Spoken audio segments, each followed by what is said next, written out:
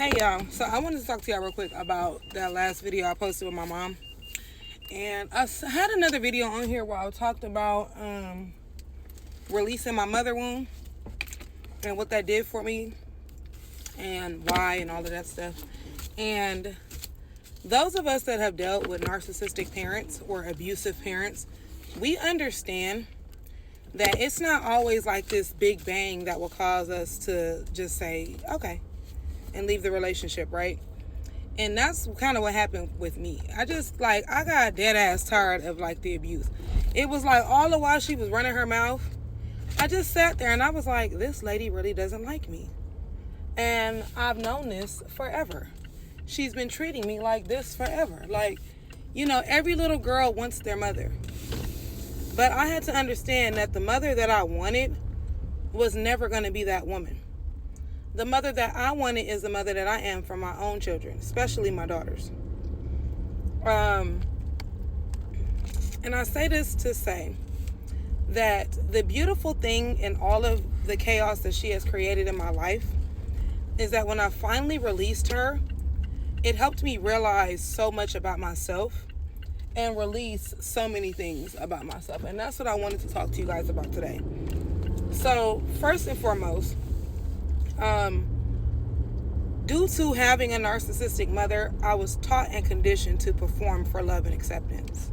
And as you guys could imagine, that manifested into friendships, that manifested into romantic relationships.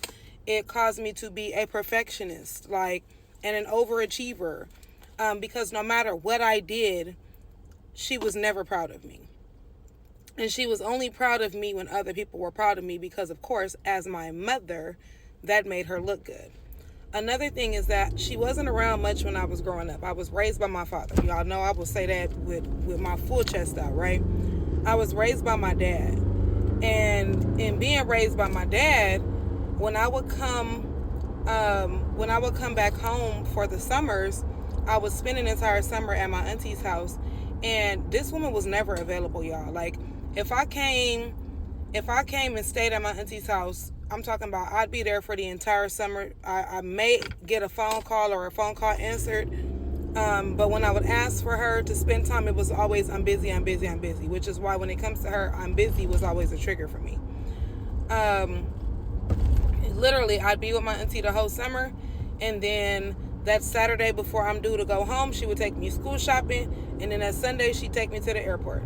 And then we'd have phone calls and whatever that is, the case is, and then the cycle will repeat again.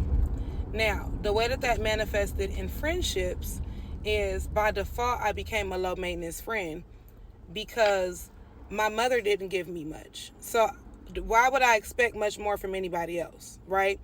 And then I also had a lot of friendships where these women secretly, or young ladies, depending on my age, secretly didn't even like me.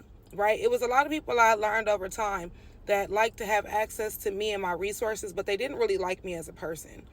And a lot of those same people also would try to find ways to dim my light. One of the things that my mom would do to me is, like, let's say that she called me about a conflict that she was having. And if I had, I'm going to call a mature response to it, then she would get angry with me. So for instance, let's say that she was having a dispute with the neighbor and she called me and asked me to help her handle that dispute. If I said something just as simple as, you should call management like you pay management, or, I understand why you're upset, but I don't think that that's anything for you to get to be in an uproar about. I should have called your sister because I can't deal with all that kumbaya shit. You want to be chill all the fucking time. And and it's death before dishonor. And I don't even know where your loyalty stands. Like, it be shit like that. The gaslighting was very strong with that one. Also, another thing that she would do is she would talk about me in the presence of talk about me to other people in my presence. She did it with family. She's done it I've always been a source of pleasure for her sadism.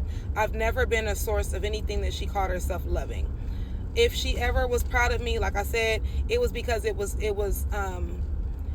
it was popular to be proud of me. So in other words, like those of you guys that don't know, I'm a pretty well-known hairstylist in LA, and when everybody else started to support me, then it was like, oh, that's my daughter. And then in relationships, even in relationships, like I was with a lot of toxic men because of what I was taught by her. Hi, Stinky Man. Hi. How was your day? Good. Okay. I'm recording a video. But yeah, so it taught me to accept the bare minimum, because your parents are supposed to pour into you. Your parents are supposed to teach you, you know, what the world is supposed to give you and how the world is supposed to treat you. And if they're not doing that, then, you know, you stay away from those people. Well, in her case, you got to think that if I've been neglected, if I've been not paid much attention to, if I've not been given much love, where am I supposed to get it from? And how do I even know what that looks like? So I see like a lot of comments where everybody is apologizing for her, and they're like, oh, I'm so sorry that you went through that. But honestly, I'm not sorry. I'm grateful. It took me a long time to like understand, you know, that it was a her thing and not a me thing. Seatbelt, son. It was a her thing and not a me thing. But like I said, once I released that, like, y'all, it was like the greatest gift that I could have given myself. And it was just a realization that God had gave me after that. Like, where, you know, I don't people please anymore. I don't look for acceptance anymore. I fully accept me. I'm not looking for a good job from her. Like, nah, I do a good job on my own. You know, like, and I had to really look at myself and tell myself, like, look at my relationship with my kids. I told my auntie last night, like, all of my kids are at an age where I could bookmark a certain trauma, and my babies don't have any of those same traumas at that age. Like, they don't have that story, you know. Like, I was being left in the house alone with a 2-year-old. I was 6. I was gaslit a lot about my childhood and what happened and what didn't happen, which made me question my entire existence until I got older and I really started to look up and go, oh no, that actually did happen. And then recently, like, I was talking to my childhood best friend, and I brought up something to her, and she brought up a situation that I had completely forgot about. And it made me a little emotional, because I realized in that moment, like, oh shit, I'm not crazy. That really did happen to me. And that's why I'm so strong. I feel so strongly about people that want to press folks to have relationships with people that have hurt them. I hate that. But that's your mom. Okay, but I'm her daughter. And my thing is, with my own kids, I tell my kids, like, I don't give a shit where I am in life. When you all get older, if I'm doing things to you that is hurting you and you're telling me and I don't change, leave me alone. Your peace is more important. If I truly care about having a relationship with you, I'm not going to play victim. I'm going to adjust accordingly.